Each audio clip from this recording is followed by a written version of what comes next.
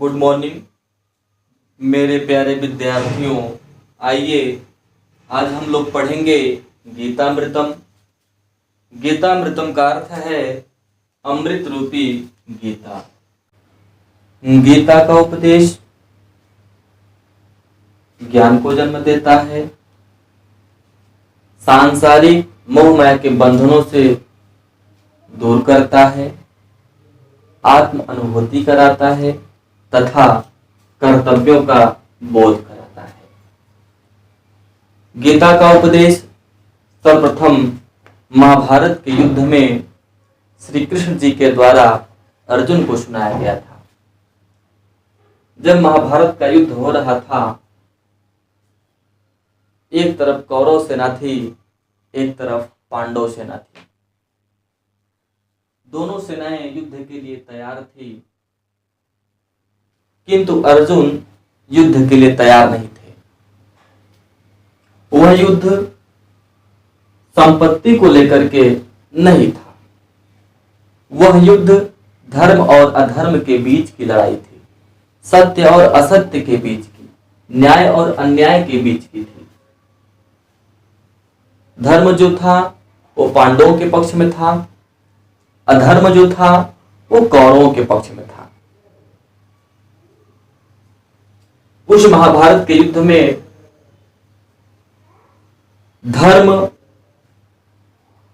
की जीत के लिए अर्जुन को चुना गया था और अर्जुन ही युद्ध करना नहीं चाह रहे थे। अर्जुन सांसारिक बंधनों में बंध करके युद्ध के लिए तैयार नहीं थे। वे सोचते थे कि मैं किससे युद्ध करूं, जो शत्रु के रूप में मेरे समकक्ष प्रस्तुत हैं। उस कौरव सेना में मेरे ही तो अपने हैं, मेरे ही भाई हैं, मेरे ही बंधु हैं, मेरे ही गुरु हैं। आखिर मैं युद्ध करूं तो किससे करूं? वो युद्ध करना नहीं चाहते थे। व्यथित हो जाते हैं अर्जुन, दुखी हो जाते हैं।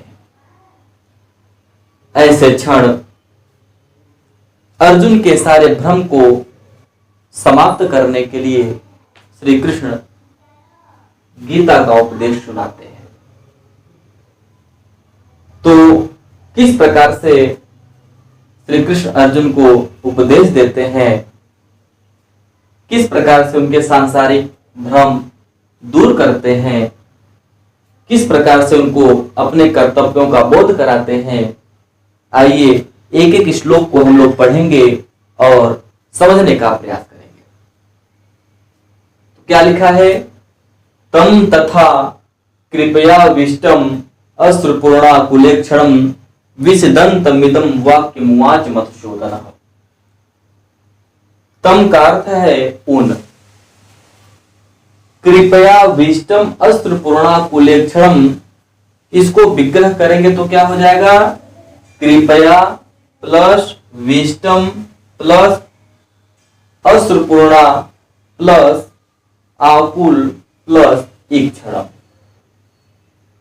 कृपया विष्टम का अर्थ हो जाएगा करुणा से परिपूर्ण, अश्रुपूर्णा का अर्थ हो जाएगा आंसुओं से भरे हुए, आकुल का अर्थ हो जाएगा व्याकुल और ईक्षणम का अर्थ हो जाएगा नेत्रों वाले। तो कृपया विष्टम अश्रुपूर्णा कुलेक्षणम का अर्थ क्या हो जाएगा? करुणा से परिपूर्ण, आंसुओं से भरे हुए, व्याकुल नेत्रों वाले। एक लाइन का अर्थ क्या हो जाएगा? उन करुणा से परिपूर्ण, आंसुओं से भरे हुए, व्याकुल नेत्रों वाले अर्जुन को कहा गया है, क्योंकि अर्जुन युद्ध के लिए तैयार नहीं थे। अर्जुन मोह माया के बंधन में बंध करके दुखी हो गए, उनकी आंखों में आंसू भर गए थे। तो यहाँ पे अर्जुन को पहले लाइन में कहा गया है कि उन करुणा से परिपूर्ण, आंसुओं से भरे हुए, व्याकुल नेत्रों वाले अर्जुन से विषदंतमिदं का अर्थ है दुखी होकर, उन अर्जुन से दुखी होकर के मधुसूदन श्री कृष्ण कहते हैं। क्या कहते हैं? हे अर्जुन क्लैब्यम माश्म गमः पार्थ न तत्त्वयुपद्यते क्षुद्रम हृदय दौर्बल्यम त्यक्तोत्तिष्ठ परंतप। हे अर्जुन, क्लैब्यम माश्मगमः, तुम कायरता को प्राप्त मत हो जाओ। क्लैब्यम का अर्थ होता है कायरता या नपुंसकता। हे अर्जुन, तुम कायरता को प्राप्त मत हो जाओ, तुम नपुंसकता भरी बातें मत करो। हे पार्थ, पार्थ अर्जुन को कहा गया है, हे पार्थ, तुम नपुंसकता भरी बातें मत करो, तुम कायरतापूर्ण बातें मत करो। तुम एक वीर योद्धा हो, एक क्षत्रिय हो, और क्षत्रिय को ललकार मिले और ललकार का वो प्रतिकार न करे, यह उसके लिए उचित नहीं है। न तत्त्वयुपद्यते, हे अर्जुन, यह तुम्हारे लिए उचित नहीं है। इसलिए हे अर्जुन, तुम कायरपूर्ण बातें मत करो। क्षुद्रम हृदय दौर्बल्यम, इसलिए हे अर्जुन, क्षुद्रम हृदय दौर्बल्यम, जो क्षुद्र विचारधारा तुम्हारे हृदय को दुर्बल बना रही है, उस क्षुद्र विचारधारा को त्यक्तो त्यागो और उत्तिष्ठ परंतपः, उठो, युद्ध के लिए तैयार हो जाओ। इस प्रकार से श्री कृष्ण अर्जुन को कहते हैं।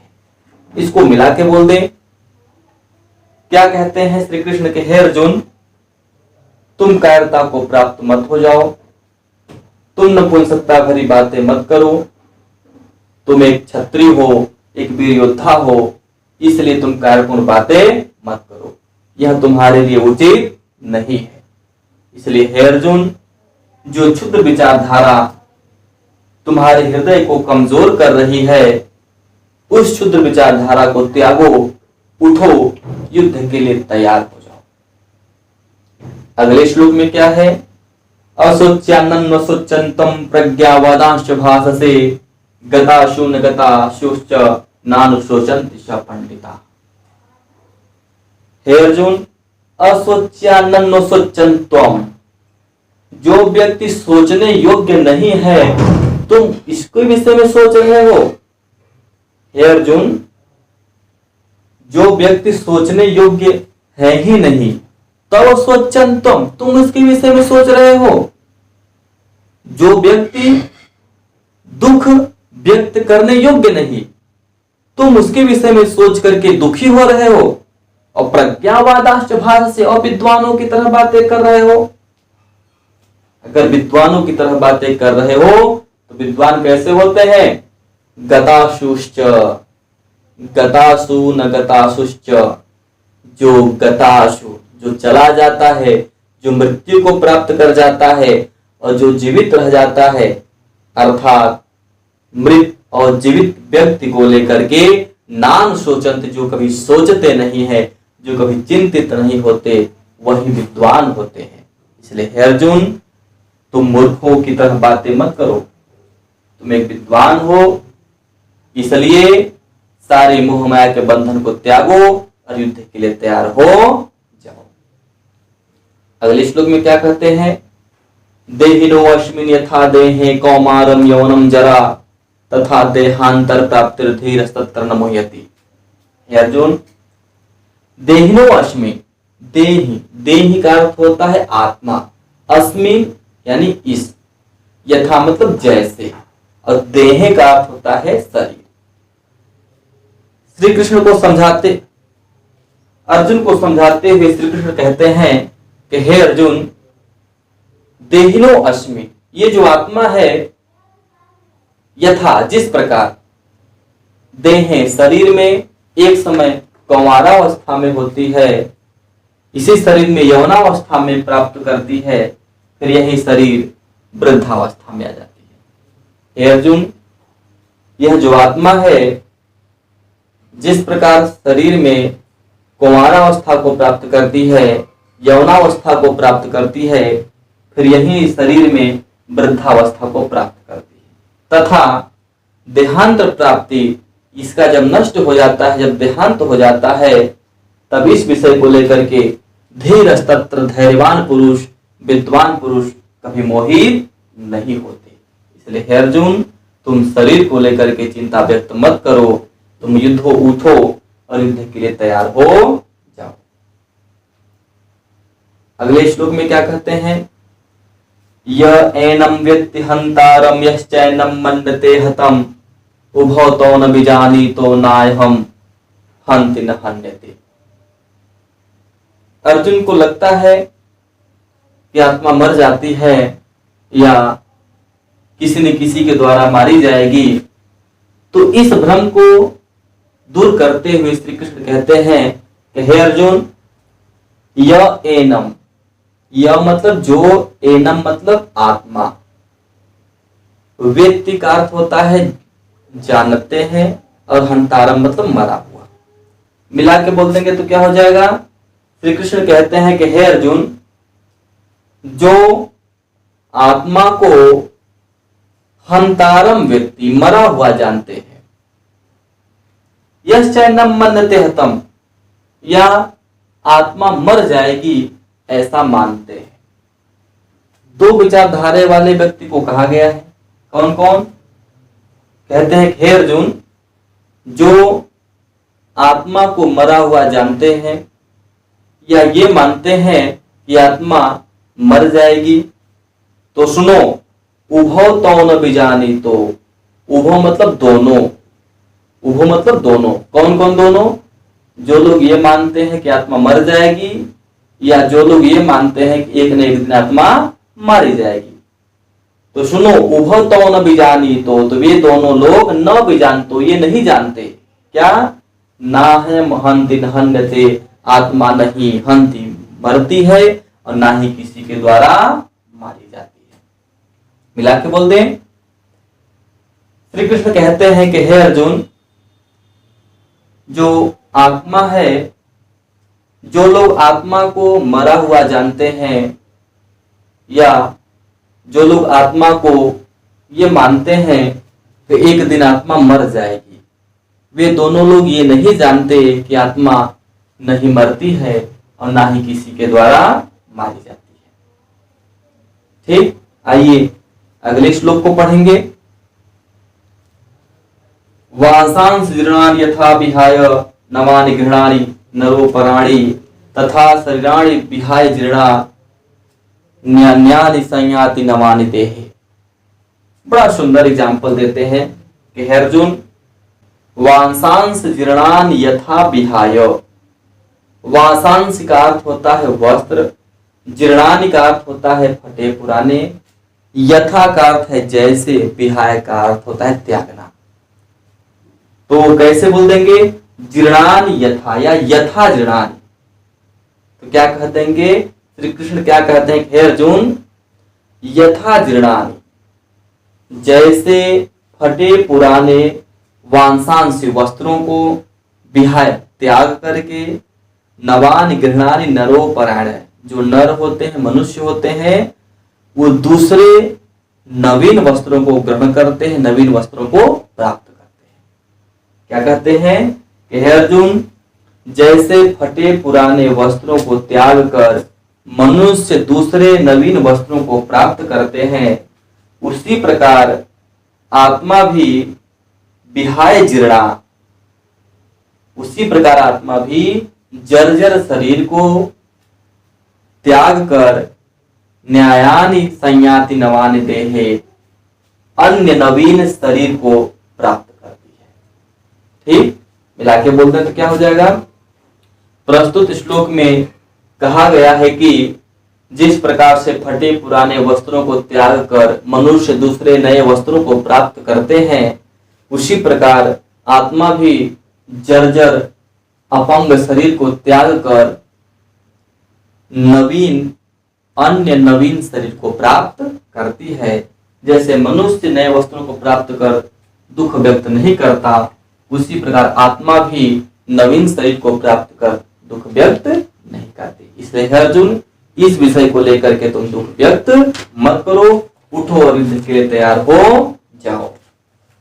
अगले श्लोक में क्या कहा गया है? अर्जुन को लगता है कि आत्मा मर जाएगी, मेरे द्वारा मारी जाएगी, मैं पाप का भागी बनूंगा। इस विषय को लेकर के अर्जुन को समझाते हैं। क्या कहते हैं कि हे अर्जुन, नैनम छिदन्ति शस्त्राणि नैनम दहति पावकः न चैनम क्लेदयन् तापो न शोषयति मारुतः। हे अर्जुन, न एनम, नैनम को विग्रह करेंगे तो क्या हो जाएगा?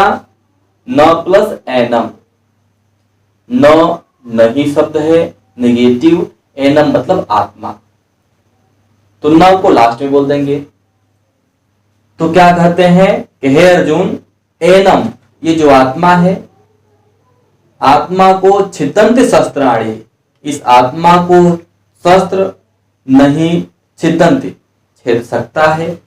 अर्थात क्या कहते हैं हे अर्जुन, न एनम छिदन्ति शस्त्राणि, इस आत्मा को ना तो शस्त्र भेदन कर सकता है, नैनम दहति पावकः, न ही इस आत्मा को आग दहति जला सकती है, न चैनम क्लेदयन् तापो, और न ही इस आत्मा को पानी भिगो सकता है, न शोषयति मारुतः, मारुतः का अर्थ है हवा, और न ही हवा शोषयति इसको सुखा सकता है।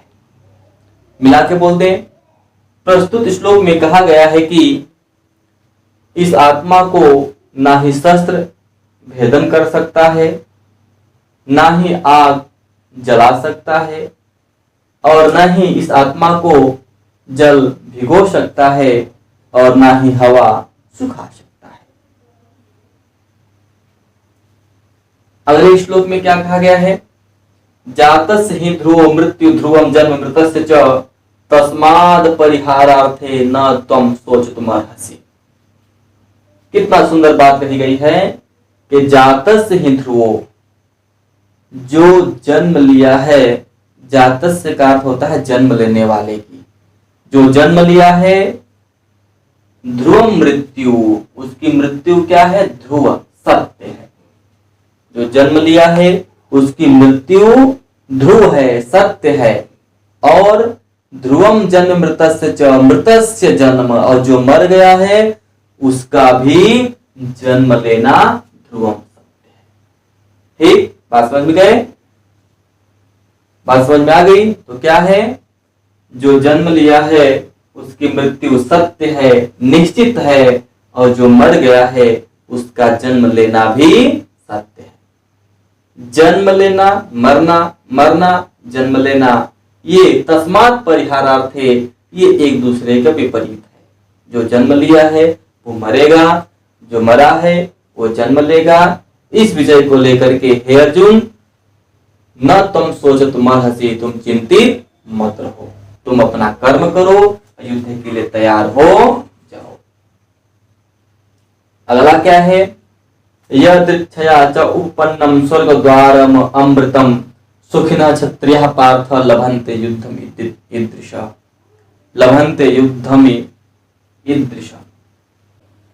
क्या कहते हैं, हे अर्जुन, यादृच्छया च उपपन्नम स्वर्गद्वारम अमृतम, ये जो अमृत रूपी स्वर्ग का द्वार है, जो अपनी इच्छा से उत्पन्न हुआ है, अपने कपाट को खोल दिया है, उस स्वर्ग के द्वार में प्रवेश वही प्राप्त करेगा, वही सौभाग्यशाली क्षत्रिय प्राप्त करेगा अर्जुन, जो युद्धम ईदृशम, जो युद्ध करेगा।